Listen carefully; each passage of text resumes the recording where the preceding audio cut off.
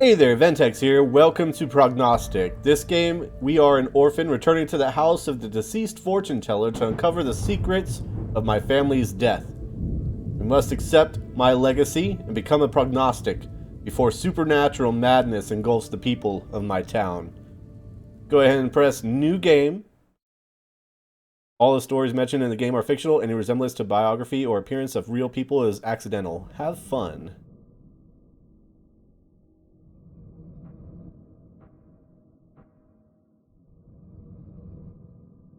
I have heard how my parents died. My brother and I were sitting in a locked bedroom and could only listen.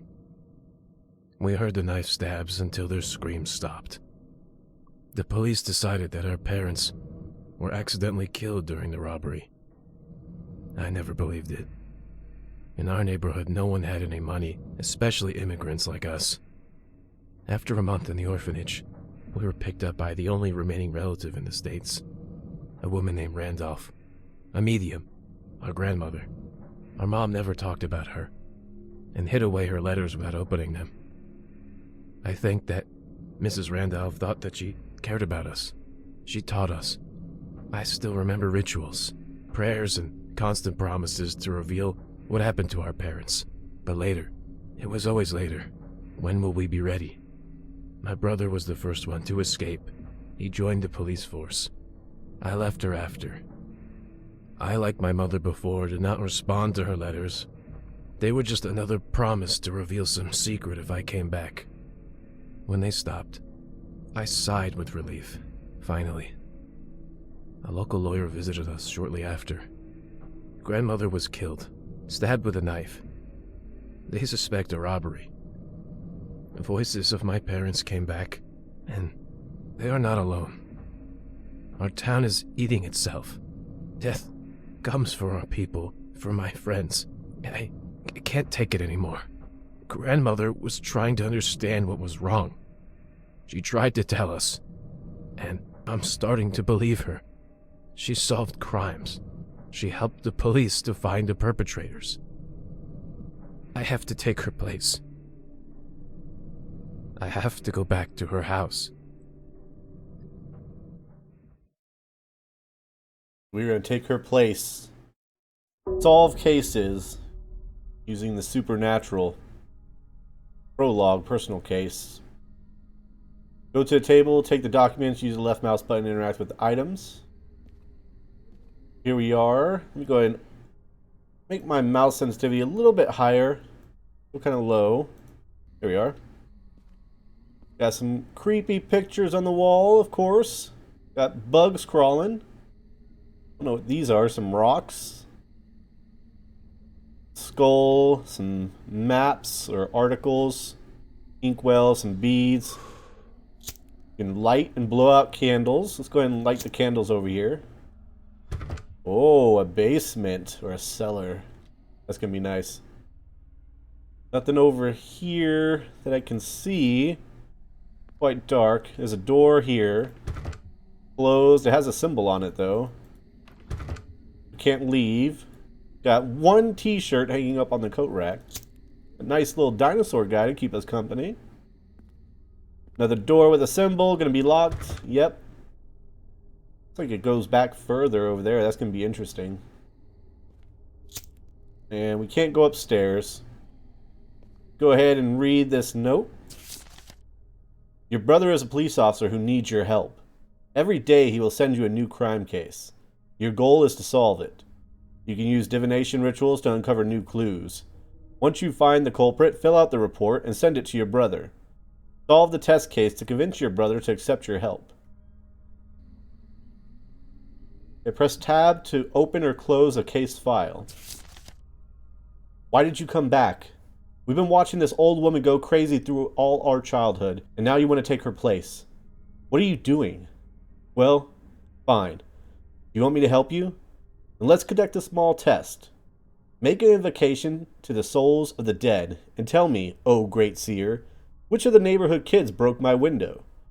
I'll send you a description of them just like the ones the old woman worked with. If you find out who did it, then we'll talk. One of them committed this terrible crime a couple of years ago, on December 14th at 1 p.m. in 1902. I live on the first floor in an apartment at 2 Meadow Street. And don't even think about deceiving me. I know who did it. I just want to test you out. So our objectives are to submit the culprit dossier and send a clue about his location at 14th of December at 1 p.m. of 1902 during the crime. So here we have Patrick Willis, a good, diligent boy, but he fell in with bad company. We also have Zachary Morris, lives in the workhouse nearby, a very quiet and sullen young man. Harrison Hawkins, son of a single mother. He doesn't go to school, and during the day he works as a janitor in a bar. I appreciate his desire to help his mother. This is not the place where a child should grow up. Andrew May, the son of the owner of a hairdressing salon, a very quarrelsome kid. And Jack Polson, a very active boy, constantly running around somewhere and doing something. He has a great future ahead of him, if he manages not to get into trouble before that. So how are we supposed to find the clues, I wonder? Did I hear something? Oh, the door's open. Right here. Go to the next room and find the ritual candle. Press F to light the candle with a lighter. Is there anything else around here that I can interact with? Other divinations can only work while the ritual candle is lit. Light a candle by using instructions from the book. Hold down the right mouse button to take a closer look. Oh. No more candles on the wall. The ritual candle. Here we go. Ah. Oh. The doors of all ritual rooms are marked with clues. Find a room with a wall map. It has a symbol of a compass. Hold on. What does this say? Whisper of the candle, the path to the unknown. Candle is necessary for each ritual. Any fortune telling is questions and answers, and the answers can be obtained only when there is one who can give you an answer. You cannot imagine what exactly had to be done to prepare this ritual. All you have to do is light a candle. The candle is a conductor, provides contact with the spirit world. Rituals only work while the candle is burning. As soon as contact is established, the light of the candle will change to blue. As soon as the candle goes out, connection will be interrupted and rituals will become impossible.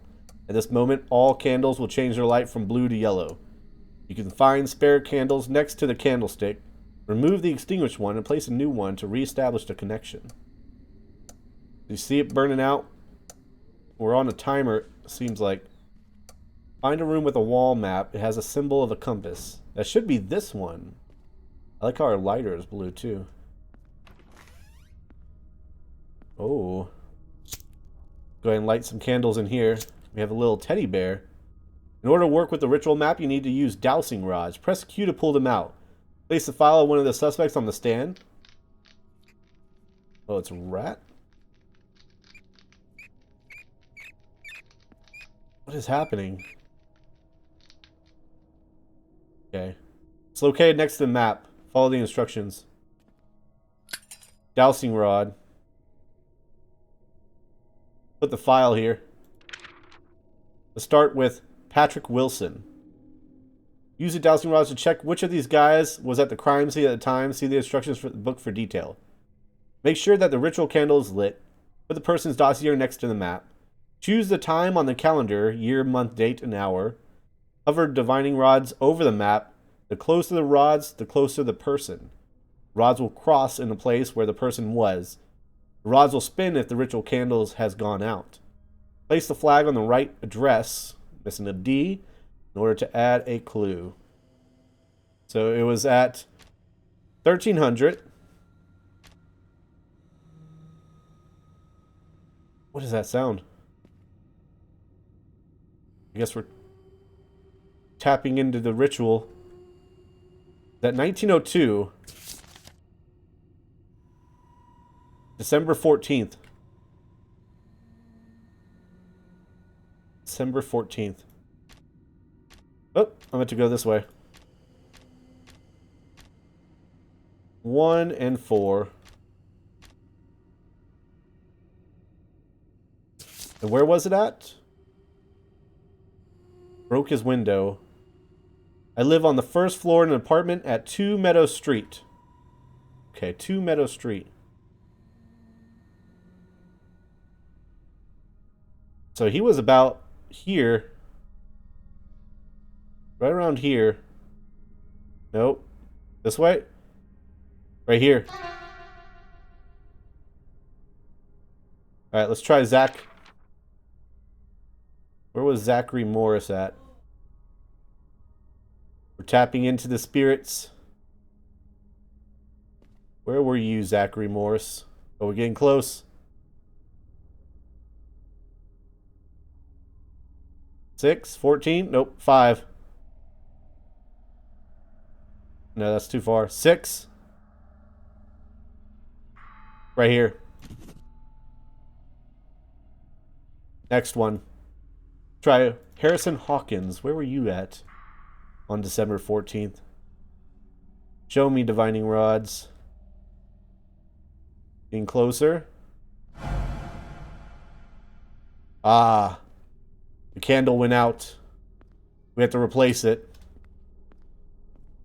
The game is quite spooky with all the spirits. Look back there. We can see back there now.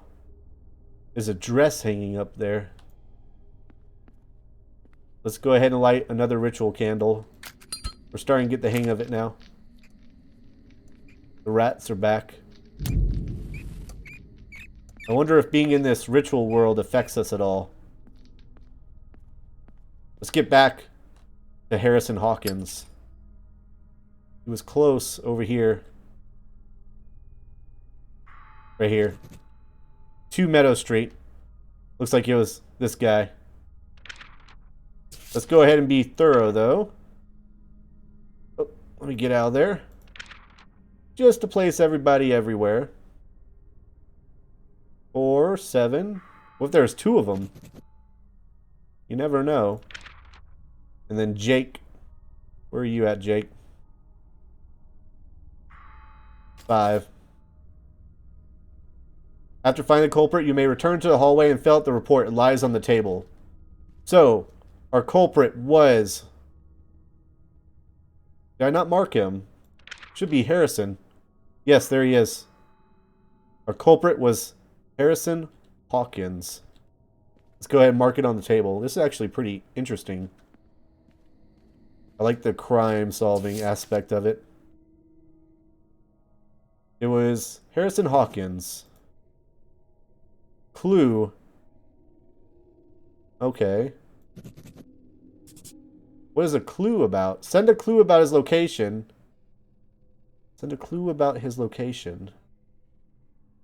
Right here. We just type both of them, I guess. Send.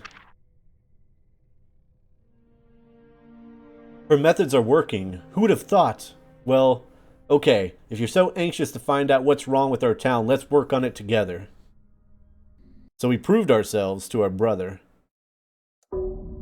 Day 1. Gift from God. Gift from God. I was allowed to take part in the preparation for a major court hearing. On the outskirts of town at 18 Barn Hill Street lies the Fulton farm, home for a closed and deeply religious family. As it turned out, there were 2 religious. Early this year, one of them murdered their youngest relative in their own home as a sacrifice. All of the Fultons now cover the murderer. Only one of them made the sacrifice. I don't even know who was in the house. Try using the dowsing to find the murderer.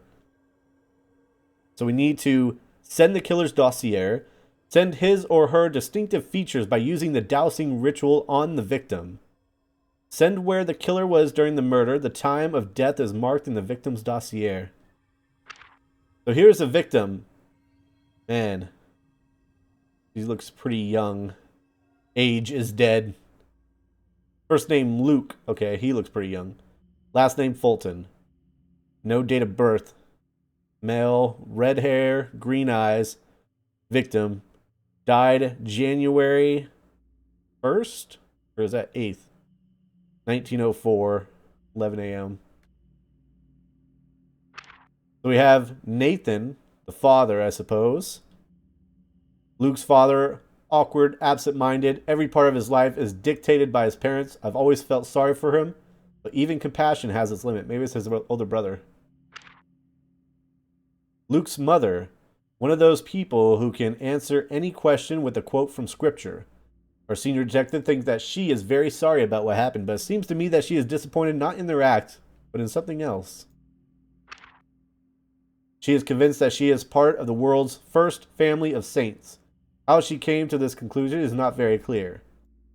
It looks like mom, brother, grandparents. The patriarch of the family. He was the one who told us about the ceremony. He compared himself to Abraham. He said that they gave their greatest treasure to God. I noticed that he often averts his eyes during the interrogation. It looks like he's hiding something. All these people are suspect. Let's go ahead, find out some more information. Dowsing allows you to find out the feature of a killer. Find the room marked with the dowsing rods. Looks like this place opened up.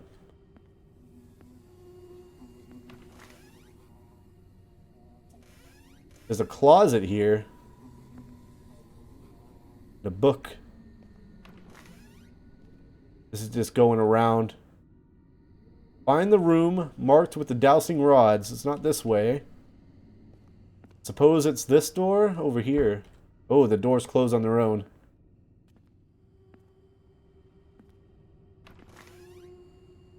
Is that the dowsing rods? Is this it? Place the victim's case on a stand. Victim. Walk around the house. Crossing rods will indicate the direction to the object. We're trying to find an object in here. What object are we trying to find? Here. Looks like there's a painting. It's on the other side of the wall. What was that? We are not alone. When you do these rituals, I'm sure the dead can be called upon. They're around.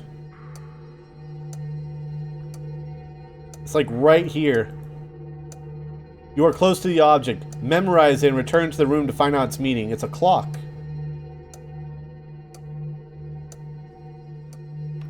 So we have a clock. Return to the room to find out its meaning. Here's the room. Decipher the meaning of the object. It's a clock. Murderer is 33 years old or older. Oh, that's so cool. So we know the murderer is 33 or older. We have it written down in our book. Hearing those doors close is weird. Whispers indicate that one of the mirrors have been opened. The dowsing rods will point the way to that mirror. Close it as soon as possible to get rid of the intruder. Oh, shoot. There's an intruder. Most likely a spirit we don't want to be over here. Where?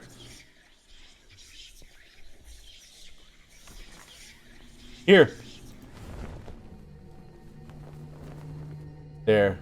Now you are on your own. Solve the case. We don't want no intruders coming over from the other side. Let's solve this case now. Because we are on our own. So we know it's at least 33 years old. So let's look at here. He is 29, so he's innocent. She is 28. She's also innocent. So it's either Annabelle Fulton or Conrad. Now what? Memorize the object. If the rods are starting to rotate, the ritual candle was extinguished, light it up.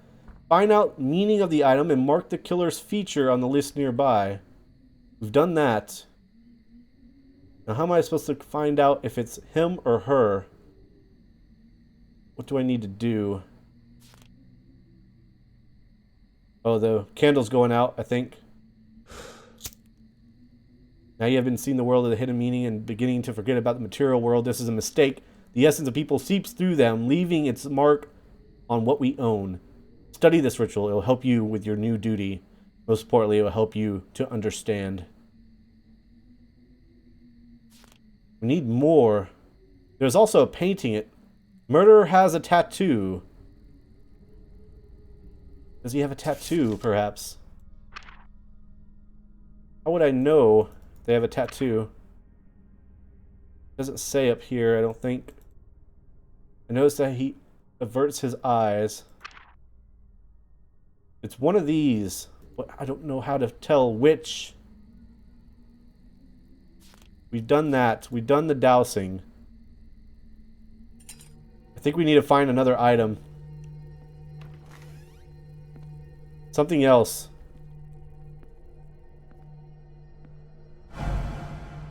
Candle's out. We gotta light another one. I hear the humming so loudly. I know it's here. But is there another feature somewhere that we're not paying attention to?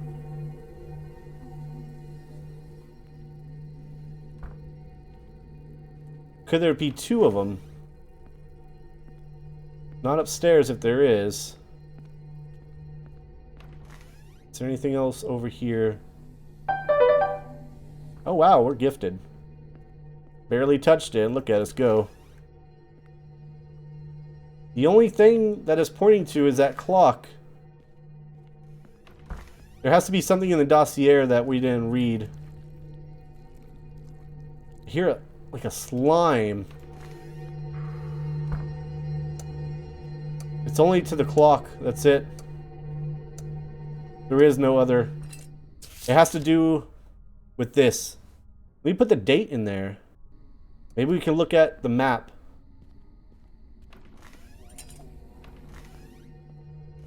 Let me see. Here we are.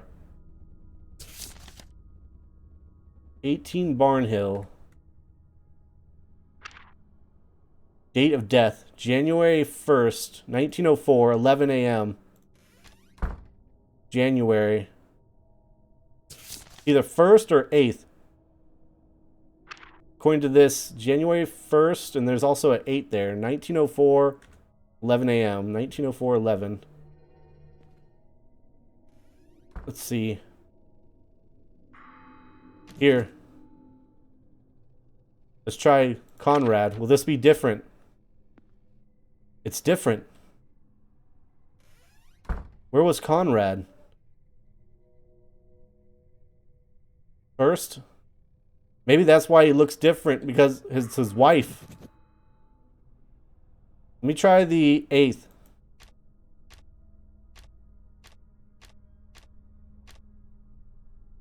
Is this different? It is. But it's still not pointing to the right clues for Conrad. He was over here. Okay. If we take Annabelle, where was she on the 8th? 18 Barnhill. She was at 18 Barnhill on both days. So we know it's her. She is the murderer. He is also innocent. Let's go. What do I need to do to submit it? Right here. She is the murderer. Send his or her distinctive features. Send where the killer was during the murder. Ah. Murderer is 33 years old. That's a distinctive feature by using the dowsing ritual. Actually, it was... Wait, right here? I guess here and here. Send.